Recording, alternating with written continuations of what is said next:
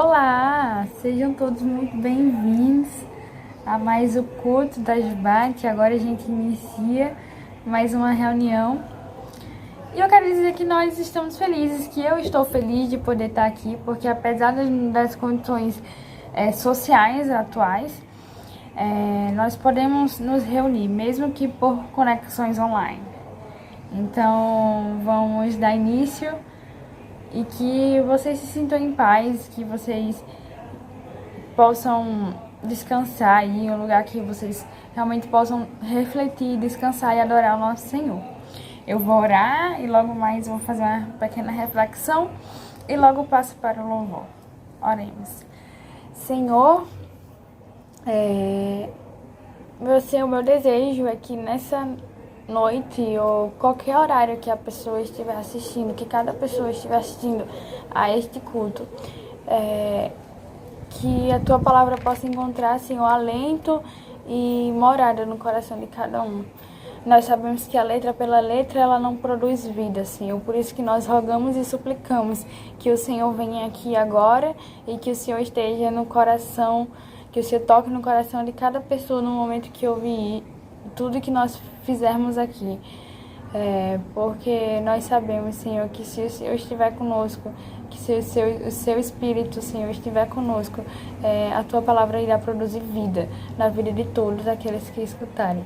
E esse é o nosso verdadeiro desejo, que a Tua graça, que a Tua bênção poderosa possa encontrar lugar no coração de cada um. Muito obrigada, Deus. Nós estamos imensamente gratos porque o Senhor está conosco, o Senhor é conosco apesar de todas as coisas, porque nada nos separa desse amor. Por isso que nós somos gratos. Em nome de Jesus. Amém. Bem, eu quero fazer a leitura bíblica, que eu já deixei separado aqui, para a gente poder fluir mais rápido, e eu quero ler Romanos 6:14, que diz o seguinte: pois o pecado não os dominará, porque vocês não estão debaixo da lei, mas debaixo da graça. E com relação a esse versículo, eu quero só deixar uma reflexão a respeito também de um livro que eu li, que me ajudou, que me pautou, digamos assim, para falar isso aqui para vocês agora. Que foi o seguinte: que muito tempo, não só nós como igreja batista, jovens batistas, mas falando assim, em toda a comunidade evangélica, a gente se preocupou muito, a gente sempre se preocupa muito em não cair em pecado. Mas a única preocupação que a gente deve ter é em não cair da graça, porque os pecados não dominarão a gente, né, como diz o versículo, porque a gente não está mais debaixo da lei, estamos debaixo da graça. E o que isso quer dizer, né? E por que eu trouxe esse versículo? Porque justamente a gente tem tratado a respeito de sobre nós a graça. E como foi deixado aberto aqui, eu achei muito interessante falar sobre isso, porque muitas vezes a gente fica muito neurótico em como é que a gente vai andar nessa graça, como é que a gente vai andar sem sair. Porque muitas vezes a gente vê outras pessoas, ai meu Deus, aquela pessoa anda na graça, caminha com Deus, nunca erra, como é que eu posso ser assim? Mas a grande verdade é que a gente não deve pensar dessa forma, porque eu li essa semana, eu achei super pertinente o exemplo, a metodologia, a analogia que o autor fez, que ele diz o seguinte: uma hipótese, se nós, tá até aqui, se a gente não quisesse levar um tombo, e se nós tivéssemos a certeza que se nós ficarmos dentro de casa, nós não levaremos o tombo, mas a gente também tem a consciência de que se a gente saísse dentro de casa, a gente levaria um tombo, o que seria mais importante para nós? O que deveria ser a nossa maior preocupação? Não tropeçar ou permanecer dentro da nossa casa, porque nós sabemos que se nós permanecermos dentro de casa, nós não pecaremos, nós não tropeçaremos. Certamente, eu acho que todo mundo vai pensar que é muito mais fácil pensar que nós podemos permanecer, que nós devemos permanecer dentro de casa. E o autor fala, né, e eu também achei super cirúrgico a fala dele, que ele fala que é justamente isso que acontece quando nós andamos na graça. Porque quando nós andamos na graça, nós não estamos sujeitos, nós não estamos escravos do pecado. É como Romanos, o versículo que eu li, ele fala, né, que o pecado não dominará a gente. Isso não nos deixa convenientes nem omissos ao pecado, porque nós sabemos que nós somos, sim, vulneráveis. Mas quando nós andamos na graça, quando nós estamos dentro de casa, nós viveremos com Cristo e sabemos que nele é mais fácil que a gente viva essa vida. Porque apesar de, se porventura um dia nós viemos a pecar, nós sabemos que nada nos separa do amor de Deus, porque o grito já foi dado na cruz e ele nos reconciliou com Deus. É como diz em Gálatas, né? Se a justiça vem pela lei, Cristo morreu inutilmente. Porque se nós fôssemos culpados e por todos os nossos pecados, Cristo morreu inutilmente, porque Ele já pagou o nosso pecado. Porque muitas vezes quando nós pecamos, nós pensamos que Deus vira a costa pra gente, mas Deus virou a costa para Cristo. E se Cristo já venceu isso, como é que Deus ia poder virar as costas de novo pra gente?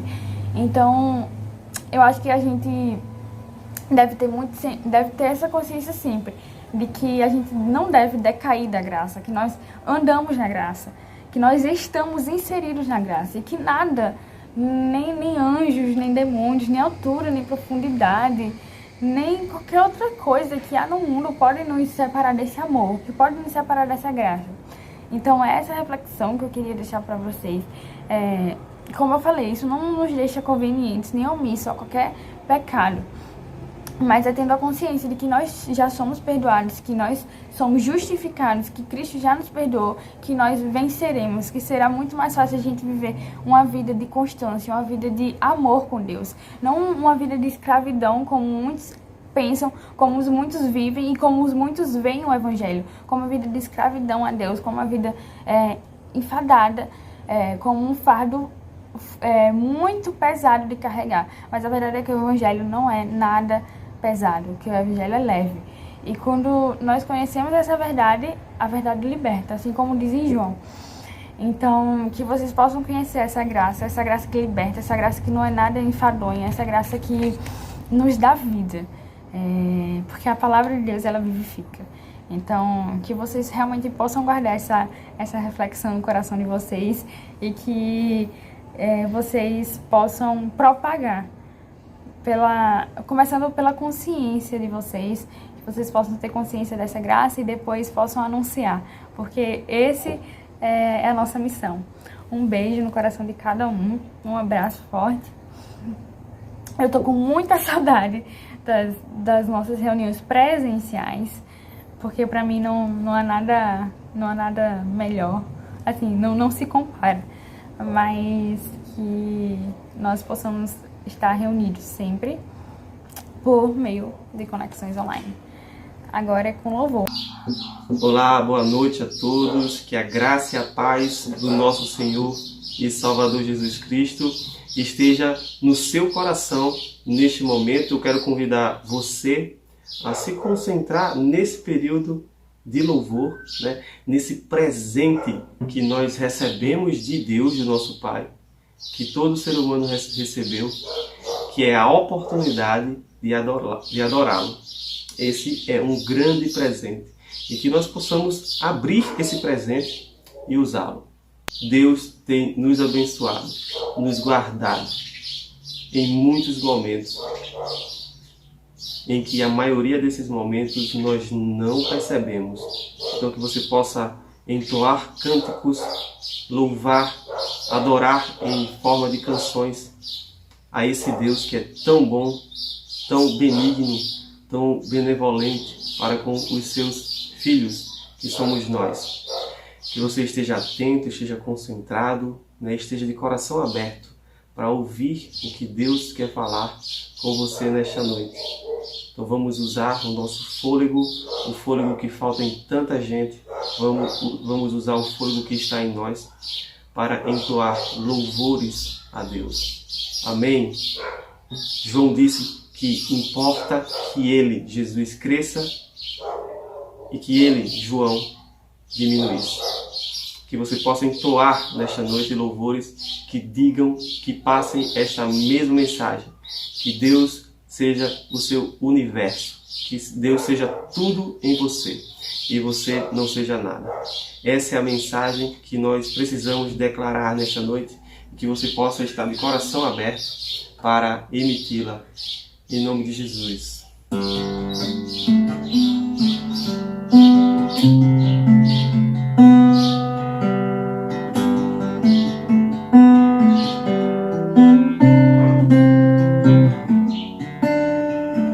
Sejas meu universo, eu quero dar-te só um pouco do meu tempo. Eu quero dar-te um dia apenas da semana. Sejas meu universo, eu quero dar-te as palavras como gotas. Quero que saia um dilúvio de bênçãos da minha boca. Sejas meu universo, sejas tudo o que sinto e o que penso. Que de manhã seja o primeiro pensamento e a luz em minha janela. Sejas meu universo, que enches cada um dos meus pensamentos. Que a tua presença e o teu poder seja o alimento. Jesus, esse é o meu desejo. Que sejas meu universo. Não quero dar-te só uma parte dos meus anos.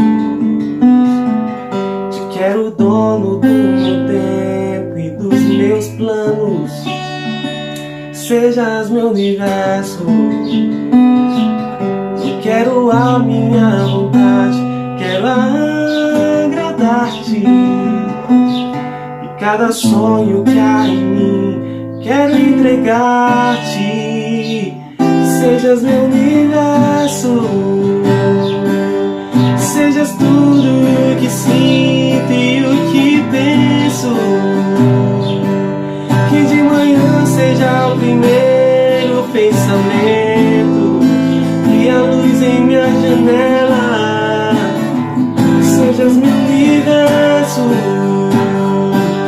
que enches cada um dos meus pensamentos. Que a tua presença e o teu poder seja o alimento. Jesus, esse é o meu desejo. Sejas meu universo, sejas tudo o que sinto e o que penso. Que de manhã seja o primeiro pensamento e a luz em minha janela. Sejas meu universo, que enches cada um dos meus pensamentos. Que a tua presença e o teu poder seja o alimento. Jesus, esse é o meu desejo. Sejas meu universo.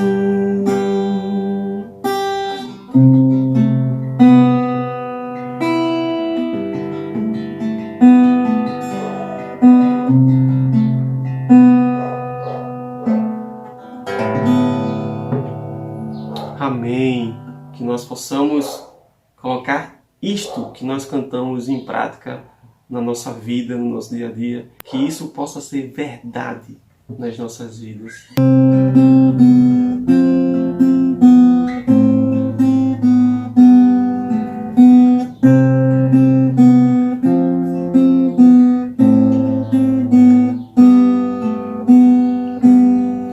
Quem sou eu para que o Deus de toda a terra se preocupe com meu nome, se preocupe com minha dor.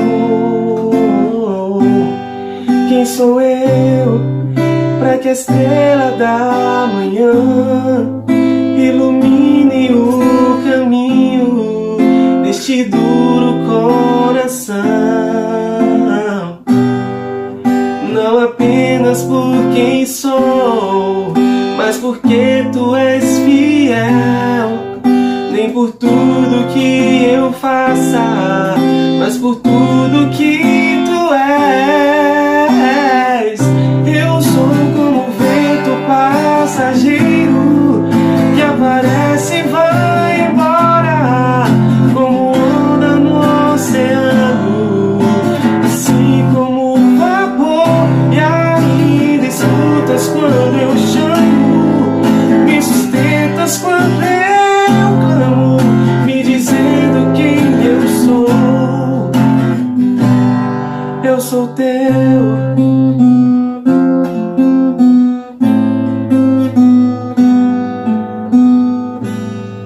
Quem sou eu pra ser visto com amor? Mesmo em meio ao pecado, tu me fazes levantar.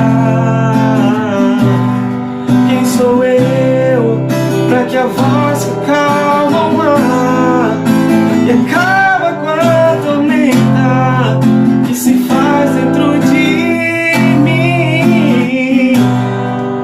Não apenas por quem sou, mas porque tu és fiel. Nem por tudo que eu faça, mas por tudo que tu és. Eu sou como o vento passageiro que aparece e vai embora, como onda no oceano, assim como o vapor. E ainda escutas quando eu chamo, me sustentas quando eu clamo, me dizendo quem eu sou. Eu sou teu.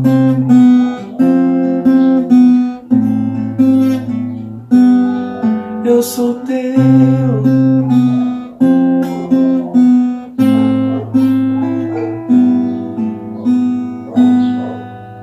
Oh, glória a Deus. Obrigado, Jesus, por nos dar o privilégio de te pertencer, Senhor, e sermos chamados teu filho, Senhor. Obrigado pela sua oportunidade de te adorar, que o Senhor possa continuar falando aos nossos corações, que nós estejamos com o coração aberto para ouvir o teu chamado, Senhor, aquilo que tu quer dizer para cada um de nós. É assim que eu te oro, te agradeço por este momento, em nome de Jesus. Amém.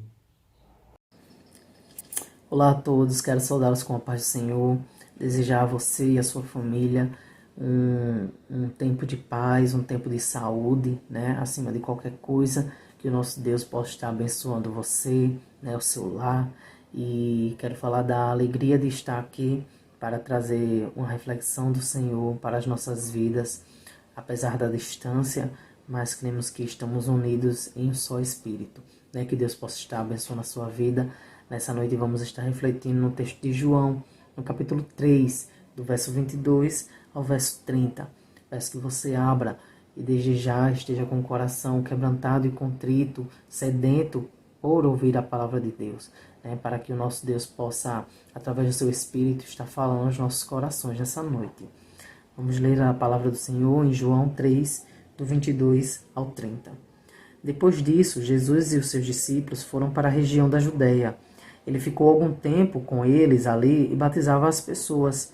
João também estava batizando em Enom, perto de Salim, porque lá havia muita água. João ainda não tinha sido preso. Alguns discípulos de João tiveram uma discussão com um judeu sobre a cerimônia de purificação. E eles foram dizer a João: Mestre, aquele homem que estava com o Senhor no outro lado do rio Jordão está batizando as pessoas. O Senhor falou sobre ele, lembra? E todos estão indo atrás dele. João respondeu: Ninguém pode ter alguma coisa se ela não for dada por Deus. Vocês são testemunhas de que eu disse: Eu não sou o mestre, mas fui enviado adiante dele. Num casamento, o noivo é aquele a quem a noiva pertence. O amigo do noivo, ele está ali e o escuta, e se alegra quando ouve a voz dele. Assim também, o que está acontecendo com Jesus me faz ficar completamente alegre. Ele tem de ficar cada vez mais importante e eu menos importante. Algumas versões bastante conhecidas dizem justamente que ele cresça e que eu diminua. Amém? Senhor Deus, te pedimos direcionamento da tua palavra, que o teu Espírito Santo possa limpar os nossos corações, a nossa mente. Te pedimos perdão, Senhor, pelos nossos pecados e pedimos que as nossas mentes, os nossos ouvidos estejam atentos para ouvir a tua voz. É assim que eu te oro no nome de Jesus. Amém. A vida de João, ela reflete aquilo que Isaías já profetizava, né, em Isaías 40. Que existe uma voz que clama no deserto, que irá preparar o caminho do Senhor Jesus. E essa voz que clama no deserto é justamente João Batista. João, ele viveu uma vida um pouco exótica para a época, né, se alimentando de gafanhotos e de mel, se cobrindo com peles de camelo, vivendo no deserto, anunciando a mensagem de que viria um Messias. Então, desde o início da sua trajetória, a gente percebe João Batista ciente da sua função, ciente do seu propósito. E apesar de parecer um pouco diferente e exótico, isso não impediu de que as pessoas o seguissem, porque a sua mensagem ela era verdadeira. E João, ao longo da sua vida, ele encontra os seus seguidores, ele passa a ter seguidores, né, na verdade. Mas isso não o deixa orgulhoso, isso não o deixa arrogante ou presunçoso. Pelo contrário, ele, nesse texto, vem nos mostrar justamente que ele estava ciente de qual era a sua missão, né? Então, algumas lições nós iremos tomar nesse texto. E uma delas é essa, que João tinha uma missão clara e ele tinha consciência dessa missão. A sua missão era preparar o caminho para Jesus. E a partir do momento que Jesus chega, João entende a diferença dos seus ministérios, né? Apesar de que para os discípulos de João, isso não poderia acontecer, né? Surge um pouquinho aí de ciúme dos discípulos de João, dizendo, olha só, João, os discípulos de Jesus estão batizando, né? Eles estão fazendo a mesma coisa que você. Mas João entende que o seu batismo era o batismo do arrependimento, né? Era um batismo preparatório para a vinda de Jesus, para o arrependimento daquelas atitudes que não condiziam com as Escrituras Sagradas, né? E Jesus estava vindo para ratificar, né? Para confirmar mais uma vez no coração daquele povo, né? Que Jesus tinha um propósito, né? Que a salvação estava em Jesus Cristo. Então, João sabia, de fato, qual era a diferença dos ministérios, né? De Jesus e dele. Ele sabia que, a partir do momento que Jesus Cristo começasse o seu ministério, o ministério de João, por consequência, deveria diminuir. Porque qual era a missão de João? A missão de João era preparar o caminho para Jesus. A partir do momento que ele prepara o caminho de Jesus, Jesus passa, né? Jesus pode andar por esse caminho, por assim dizer. Como Isaías fala, que João veio para preparar o caminho por onde Jesus pudesse andar. E assim foi feito. Então, em nenhum momento João sente ciúme do ministério de Jesus. E isso deve ser um ensinamento para as nossas vidas, né? Nós devemos entender qual é a nossa missão. Saber que cada um de nós tem um propósito, tem uma missão, tem um ministério, tem um serviço. E isso não deve ser motivo de orgulho para as nossas vidas, né? Porque como João mesmo fala, uma das lições desse texto também no versículo 27, quando João diz, ninguém pode ter alguma coisa se ela não for dada por Deus. Então tudo que nós temos, tudo que nós somos, tudo que nós conseguimos, provém de Deus. Nada vem de nós. E João tinha muita consciência disso. João tinha consciência de que os seguidores que estavam perto dele, que aquele ministério que ele estava exercendo não vinha dele, vinha do próprio Deus. Então, nossa vida ela deve ser assim, né? Os nossos sentimentos eles devem ser assim, igual de João, um sentimento de humildade, um sentimento de reconhecimento de que tudo que nós temos vem de Deus. Os nossos ministérios, os nossos dons, os nossos talentos não são motivos para orgulho, né? São motivos para reconhecer que vem de Deus, porque tudo vem dele, né? Como João deixa bem claro aqui. Então, que esse ensinamento esteja também nas nossas vidas.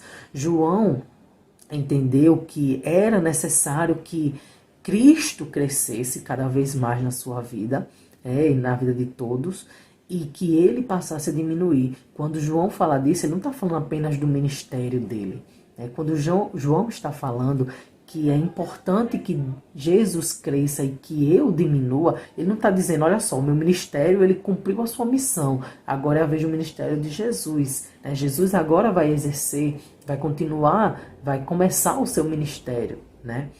Não, João não estava falando só do ministério, ele estava falando do próprio eu, né? Ele estava falando também que era necessário que a todo instante o meu eu, as minhas vontades, os meus desejos, as minhas convicções, o meu orgulho, o meu pecado diminua e que Jesus cresça. Ou seja, que a vontade do Senhor permaneça, que os desejos que o Senhor tem para a minha vida permaneça, que as vontades e as ordenanças, as promessas, tudo aquilo que Ele deixou permaneça, cresça a cada dia.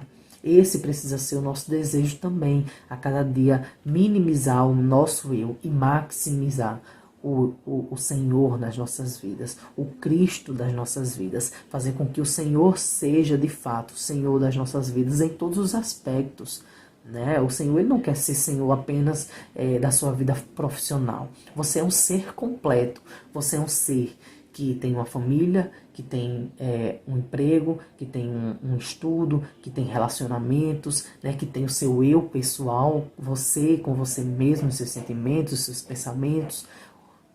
Cristo precisa estar acima de todas essas coisas. É necessário que o seu emprego diminua e que o Senhor cresça ali. É necessário que a sua vontade diminua e o Senhor cresça sobre ela. A cada dia das nossas vidas, as nossas vontades e desejos precisam diminuir, que o Senhor Jesus possa crescer. Então, para encerrar, né, que esse seja o nosso desejo, né, assim como João entendeu quem era Cristo, assim como João entendeu qual era a sua missão, assim como João entendeu que nada do que ele tinha, nada do que ele fazia vinha dele mesmo, mas sim vinha de Deus, e que aqueles seguidores, de que tudo aquilo que ele construiu não vinha dele mesmo, mas vinha de Deus, e era para glorificar a Deus, e que a cada dia era necessário que ele reduzisse para que Jesus crescesse, que esse seja o nosso desejo. A cada dia, procurar entender os desejos do Senhor para as nossas vidas, agarrar a eles, né? Mas a cada dia, em todo instante, lembrar que tudo vem de Deus e que não há em nós nada para se orgulhar, porque é necessário que a cada dia diminuamos e que o Senhor, nosso Deus, cresça. E para encerrar, eu queria deixar uma frase de John MacArthur que diz assim: a medida do sucesso de qualquer ministro não é quantas pessoas o seguem, mas quantas pessoas seguem a Cristo por seu intermédio. A sua vida, ela precisa ser uma vida que leve as pessoas a Cristo. E isso não deve ser motivo de orgulho, e sim de reconhecimento de que tudo que somos e tudo que temos vem do nosso Deus. Que o Senhor possa estar te abençoando a sua vida e a sua família, e que em breve estejamos juntos, né, para adorarmos o Senhor em comunhão e adoração. Fiquem com Deus e se cuidem. Deus abençoe vocês. Tchau, tchau.